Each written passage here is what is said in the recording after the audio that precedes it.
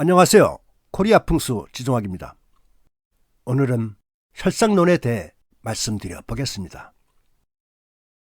음택풍수는 지난 5주간의 학습에 중요한 것이 많기 때문에 다시 한번 요약해 보겠습니다. 이제까지는 주산과 용맥 그리고 과협까지 공부했습니다. 사실 혈의 가부와 진위는 이곳에 모든 것이 내포되어 있습니다. 지난 5주는 A에서 B까지 논한 것이고 혈상론은 B에서 E까지 살피는 겁니다. 주산론에서는 주산의 형태와 향배가 중요하다고 했습니다. 뿌리가 튼튼해야 열매가 좋은 법입니다. 주산을 살피기 위해서는 스카이라인상의 봉우리 모습을 살피면 됩니다. 이때 혈 가까운 봉우리는 완만하고 균형감 있어야 하며 주위보다 높아야 합니다.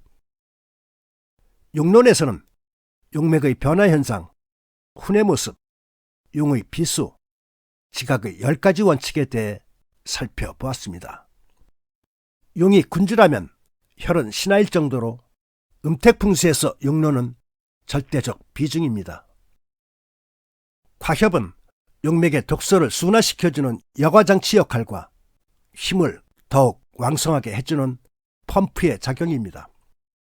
과협은 5가지로 구분하는데 과협이 짧으면 좁게 묶어줌이 분명해야 하고 과협이 길면 중간에 포의 모습이 있어야 하며 과협이 넓으면 중심맥이 있어야 합니다. 이를 봉요학설과 초사회선이라 했습니다. 암석은 땅속의 상태를 대변하는 것이니 지표면에 박힌 상태로 작고 색상이 밝아야 귀석이 됩니다. 반면에 크고 험한 돌은 흉석이니 차라리 없는 것만 못합니다. 육광의 주요 목차는 혈상의 우악 중 입수와 선익에 대해 자세하게 살펴보겠습니다. 혈상론은 반경 20m에서 혈의 가부와 진위를 미시적으로 살피는 방법입니다. 체용론입니다. 어느 학문이건 다를 바 없지만 특히 풍수에서는 여러 유파의 이론과 방법이 난무하고 있습니다. 그런데 대체로 옳고 그름을 떠나 자신이 처음으로 접했던 이론을 맹목적으로 고집하며 타 학파의 학설에 대해서는 배타적으로 멸시하는 경향이 있습니다. 누구나 첫사랑을 못 잊어 하고 그리워하는 것은 이해되지만 굳이 그럴 필요 없습니다. 여러 유파의 풍수 이론을 모두 섭렵하고 나서 타당성 있고 합리적인 것을 골라 나의 지식과 경험으로 삼으면 됩니다. 어떠한 이론일지라도 배울 수 있는 것이 있게 마련입니다. 이때 체라함은 하드웨어로 용혈사수를 말하니 풍수의 직접적인 것이며 용이라 함은 소프트웨어로 용혈사수를 해석하기 위한 기술과 방법론입니다. 체에 의한 풍수의 응용은 개인적 안목의 차이는 있으나 비슷한 데 비해 용에 의한 풍수의 방법은 다양한 것이 특징입니다. 형세로는 체를 근간으로 하고 이기로는 용을 근간으로 한다는 것이 차이점입니다. 현재의 풍수계는 체는 모르고 용만을 말하는 경향이 있는데 체를 모르고 용을 활용하는 것은 인체의 경락을 모르고 침을 놓는 것이며 오장육부 위치조차 파악하지 못하면서 수술하는 것 같아 위험한 일입니다. 한편 풍수에서는 틀에 박힌 공식적인 운영과 방법으로는 백년하청일 뿐입니다. 그것을 이해하고 응용하며 모든 글과 말에 스스로 의문을 갖고 풀어가면서 산과 접목시킬 줄 알아야 하는데 그 점을 소홀히 하고 있습니다.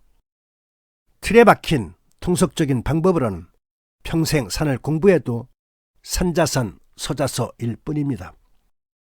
산자산, 서자서는 산과 글이 합치되지 않고 각각 따로인 상황으로 장님이 코끼리 만지듯 자신의 판단으로 단정할 따름입니다.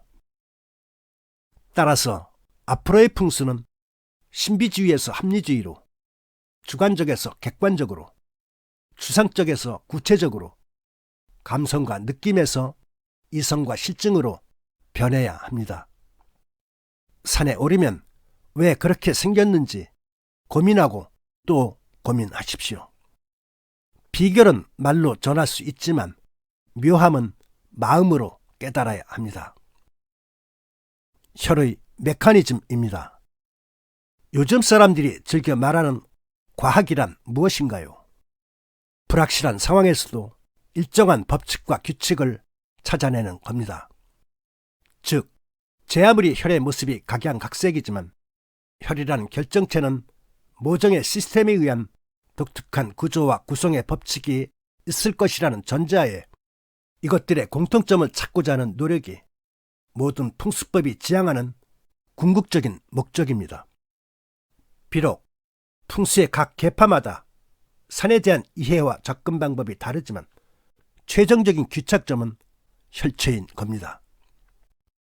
이제부터는 묘 이후 실제 발복하고 고전에서 말하는 내용과 부합된 묘를 찾아서 그것들의 공통점이 무엇인지 함께 고민해 보겠습니다. 주산이 반듯하고 통통하면 그곳에서 파생된 내령은 상하좌우 많은 변화를 거치면서 참된 과협을 만들고 기상이 밝게 김액의 흔적을 남기지만 막상 혈이 맺히는 곳은 기이한 모습으로 사람의 눈을 현혹시키기 때문에 혈의 가부를 꼬집어 말하기 매우 어렵습니다. 거짓이 참됨을 가장하면 진짜보다 더 진짜같이 보이는 것이니 산에도 예외는 아닙니다. 무릇 좋은 땅은 추악의 혈을 만드니 세상 사람과 더불어 말하기 쉽지 않다고 했습니다. 혈상의 오학입니다. 그림에서 보듯이 혈상로는 화살표 범위 내의 공간을 살피는 것으로 길이로 따지면 40m 내외입니다. 혈이 맺히면 5가지 구성 요소가 필요하게 됩니다. 이를 입수, 좌측선익, 우측선익, 당판, 전순으로 구분합니다.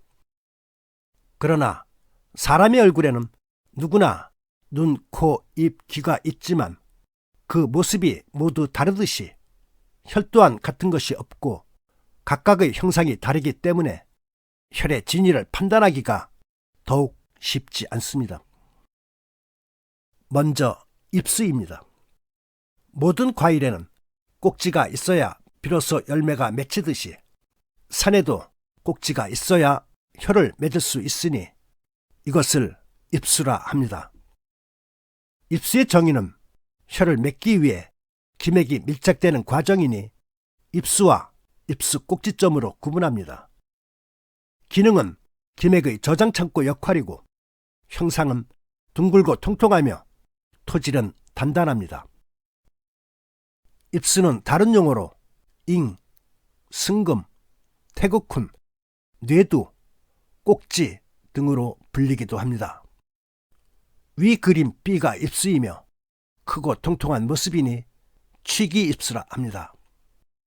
기맥의 영양이 크면 입수 또한 좋은 것이니 혈은 대지가 됩니다.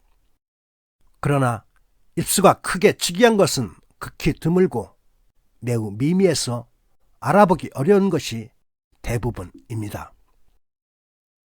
입수의 종류는 굴곡입수, 기복입수, 속기입수, 암석입수로 구분합니다. 혈을 맺었는지 안 맺었는지 알고자 하면 모든 과일에는 먼저 꼭지가 있음을 살피라고 했습니다. 굴곡입수입니다. 기맥은 자신이 머물 곳을 정하고는 분주하게 힘을 추스리는 것이니 사람이 빠르게 달려가다가 멈추고자 하는 곳에서 보폭을 좁게 조절하며 속도를 줄이는 것과 마찬가지입니다. 그림에서 A를 입수라 통칭하며 그 거리는 입수 꼭지점으로부터 불과 10 내지 20m 내외인데 그곳에서 혈의 가부와 진위가 판가름 납니다. 이를 형지세축이라 합니다. 형이 멈추면 세가 압축되고 혈처가 통통하게 살이 쪄 원만하다고 했습니다. 형지세축 현상은 낚시에서 물고기가 입질하는 모습과 흡사합니다. 실제 입수 꼭지점은 보기 어렵지만 기맥이 밀착되는 현상을 보고 혀를 맺으려는 용트림이라 생각하면 됩니다. 굴곡되는 것이 가장 귀한 맥이지만 크게 꿈틀대는 것은 평범한 것이라고 했습니다. 그림 A는 좌우로 꿈틀대지만 마지막에 기맥이 밀착되는 형지세축 현상이 없습니다. 주산의 기운이 끝나는 무난한 곳이지만 혀를 맺지는 못한 겁니다. 그림 B는 크게 꿈틀대다 마지막 순간 기맥이 밀착되는 형지세축 현상이 있습니다. 이 부분을 입수라 통칭하고 이 용트림을 보고 혀를 맺었다고 판단합니다. 사진 속 용맥은 크게 꿈틀대지만 밀착되는 현상이 없습니다. 혀를 맺으려면 분주하게 형지세축 되어야 합니다. 기복입수입니다. 상하로 크고 작은 봉우리를 만들다가 마지막 순간 물고기가 입질하는 듯한 모습입니다. 이때 입수처의 봉우리는 미미하기 때문에 세심하게 살펴야 합니다. 형세가 그치면 기가 쌓이니 만물을 생하는 상지가 된다고 했습니다. 남양주 일패동 여홍민씨 묘역 뒤편에서 기복입수를 볼 수 있습니다. 다만 현재 상태에서 정확한 혈처는 알기 어렵지만 각자 추리해 보는 것도 의미가 있습니다. 남한에 있는 황금비 묘도 기복 변화가 뚜렷한 곳입니다. 이곳에서는 산골이, 즉 전순이 어디로 향하는지 눈여겨볼 필요가 있습니다. 다시 한번 강조하지만 막상 혈이 맺혔다 할지라도 그것의 진위를 명쾌하게 평가한다는 것은 대단히 어렵습니다. 왜냐하면 모든 혈은 스스로를 감추고자 마지막 순간 자신의 존재를 위장하기 때문입니다. 그러나 혈이 제 아무리 애를 써도 감출 수 없는 현상이 있으니 그것은 입수 꼭지점까지 도달하는 용세의 밀착되는 모습입니다. 하지만 주산의 봉우리가 가깝다면 용세가 밀착되는 현상 없이 곧바로 혀를 맺기도 합니다. 이때는 주산 뒤편의 과협처에 봉요학술이 있어야 하며 당판을 만들고 용의 흐름이 멈추어야 합니다. 변화 있는 생명이라고 모두 혀를 맺는 것은 아니며 무언가 아쉬운 결함이 있으면 열매를 맺지 못하는데 비록 결실은 못했지만 묘를 쓸 수 있습니다. 이를 무해무득한 곳이라 해서 무해지지라 하는데 용맥의 상태에 따라 평균 이상은 됩니다. 이번엔 속기입수입니다. A 과협처에서 좁게 묶어주고 용세가 위로 치고 올라가는 모습인데 이러한 현상을 비령상천형이라 부릅니다. A에서 B까지를 입수를 하고 B 부분이 입수 꼭지점이며 C 부분이 혈심이 됩니다. 이때 A에서 B까지 거리는 30m 이상 되는 것 있고 3 내지 5m로 짧은 것도 있으나 혀를 맺는 데 지장 없으며 중요한 것은 A에서 B까지 모습입니다. 속기 입수를 좀 더 구체적으로 보겠습니다. 첫째, 통통하게 깨끗한 모습으로 말이 목덜미처럼 팽팽해야 합니다. 둘째, A 지점은 좁게 묶어준 곳이므로 당연히 B 지점이 넓어서 역삼각형 형태가 되어야 합니다. 만약 A 지점이 개미어리같이 좁은데도 불구하고 위로 상승하면서 역삼각형 모습이 없다면 처음부터 칼날같이 빈약한 용이므로 거론할 필요조차 없습니다. 셋째, 혀를 맺고자 하는 바로 직전의 속기처에서는 치고 올라가는 기상이 한 번에 매끈하게 올라야 합니다. 머뭇거리거나 좌우로 꿈틀대는 모습은 오히려 갈팡질팡이 되어 참다운 비룡이 아닙니다. 그런 형상을 고서에서는 등사흉이라고 합니다. 뱀이 오르는 것처럼 꿈틀대는 것은 흉하고 위태롭다는 뜻입니다. 충주에 자리한 김극형 묘입니다. 과협에서 치고 오르지만 목덜미 좌우가 균형 잡힌 모습이 아닙니다. 이 또한 편령인데 이것을 보고 너머에 있는 묘의 상태를 짐작할 수 있습니다. 멀리서 바라본 김극형 묘는 앞쪽이 급한 낭떠러지가 되어 불안합니다. 밑에서 치고 올라갈 때 길게 늘어지거나 급경사로 올라가는 것 또한 마땅치 않으니 기맥이 게으르고 불안정한 모습입니다. 대체로 45도 이상 각도는 과격하지만 45도 이하에서는 별로 문제되지 않습니다. 서초구 내곡동에 자리한 헌능입니다. 대모산을 주산으로 하는 구도는 좋지만 정작 능 뒤편의 용맥이 느릿느릿 밋밋하게 오르는 모습입니다. 화려함을 탐하는 왕실 풍수의 허상을 볼 수 있으며 좌청령이 등지고 도망가는 곳입니다. 다산 정약용 묘입니다. 한강이 내려다 보이는 곳에 남향으로 자리했지만 정작 용새는 길게 늘어지면서 박진감이 없습니다. 암석입수입니다. 작은 암석이 지표면에 팔자로 박혀 있는 경우도 있는데 이를 암석입수라 합니다. 이때 중심석은 좌향 초점의 기준이 됩니다. 하지만 입수의 암석이 어둡고 거칠면 땅속도 불량한 상태가 됩니다. 이곳 바위는 추하고 탁한 모습입니다.